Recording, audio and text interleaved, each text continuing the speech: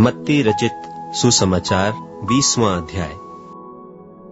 स्वर्ग का राज्य किसी गृहस्थ के समान है जो सवेरे निकला कि अपने दाख की बारी में मजदूरों को लगाए, और उसने मजदूरों से 1 दिनार रोज पर ठहराकर उन्हें अपने दाख की बारी में भेजा। फिर पहर 1 दिन चढ़े निकलकर और औरों को बाजार में बेकार खड़े देखकर उनसे कहा, तुम भी दाख की बारी में जाओ और जो कुछ ठीक है तुम्हें दूंगा। सो वे भी गए। फिर उसने दूसरे और तीसरे पहर के निकट निकलकर वैसा ही किया, और 1 घंटा दिन रहे।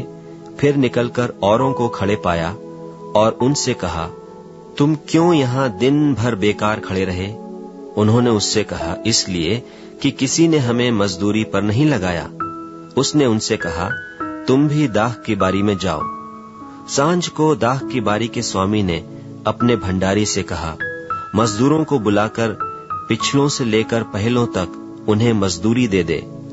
सो जब वे आए, जो घंटा भर दिन रहे लगाए गए थे, तो उन्हें 1-1 दिनार मिला।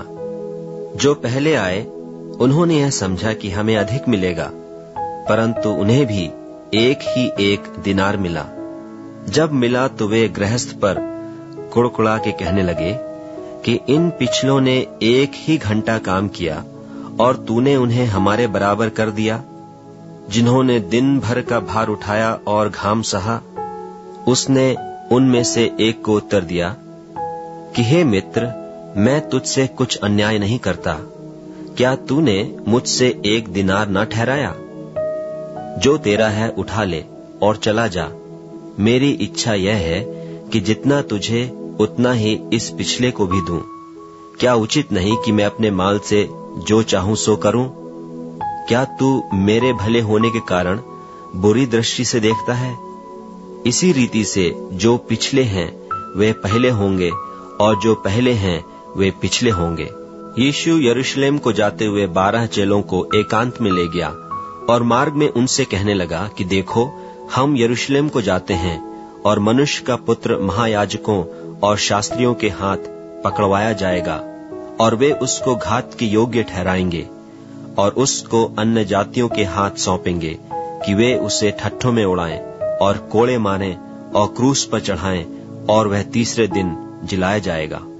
तब जब्दी के पुत्रों की माता ने अपने पुत्र के साथ उसके पास आकर प्रणाम किया और उससे कुछ मांगने लगी। उसने उससे कहा, तू क्या चाहती है? वह उससे बोली, यह कह कि मेरे ये 2 पुत्र तेरे राज्य में, एक तेरे दाहिने और एक तेरे बाएं बैठे। यीशु ने उत्तर दिया, तुम नहीं जानते कि क्या मांगते हो। जो कटोरा मैं पीने पर हूं, क्या तुम पी सकते हो? उन्होंने कहा, पी सकते हैं। उसने उनसे कहा, तुम मेरा कटोरा तो पियोगे, पर अपने दाहिने बाएं किसी को बिठाना मेरा काम नहीं, पर जिनके लिए मेरे पिता की ओर से तैयार किया गया उन्हीं के लिए है।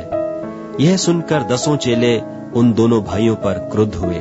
यीशु ने उन्हें पास बुलाकर कहा, तुम जानते हो कि अन्य जातियों के हाकिम उन पर प्रभुता करते हैं, और जो बड़े हैं वे उन पर अधिकार जताते हैं, परंतु तुम में ऐसा न होगा। परंतु जो कोई तुम में बड़ा होना चाहे वह तुम्हारा सेवक बने, और जो तुम्हें प्रधान होना चाहे वह तुम्हारा दास बने। जैसे कि मनुष्य का पुत्र वह इसलिए नहीं आया कि उसकी सेवा टहल की जाए, परंतु इसलिए आया कि आप सेवा टहल करे और बहुतों की छुड़ौती के लिए अपने प्राण दे। जब वे यरीहो से निकल रहे थे तो एक बड़ी भीड़ उसके पीछे हो ली, और देखो 2 अंधे जो सड़क के किनारे बैठे थे, यह सुनकर कि यीशु जा रहा है, पुकार कर कहने लगे कि हे प्रभु, दाऊद के संतान हम पर दया कर। लोगों ने उन्हें डांटा कि चुप रहें, पर वे और भी चिल्लाकर बोले, हे प्रभु, दाऊद के संतान हम पर दया कर। तब यीशु ने खड़े होकर उन्हें बुलाया और कहा, तुम क्या चाहते हो कि मैं तुम्हारे लिए करूं? उन्होंने उससे कहा, हे प्रभु, यह कि हमारी आंखें खुल जाएं। यीशु ने तरस खाकर उनकी आंखें छुईं, और वे तुरंत देखने लगे और उसके पीछे हो लिए।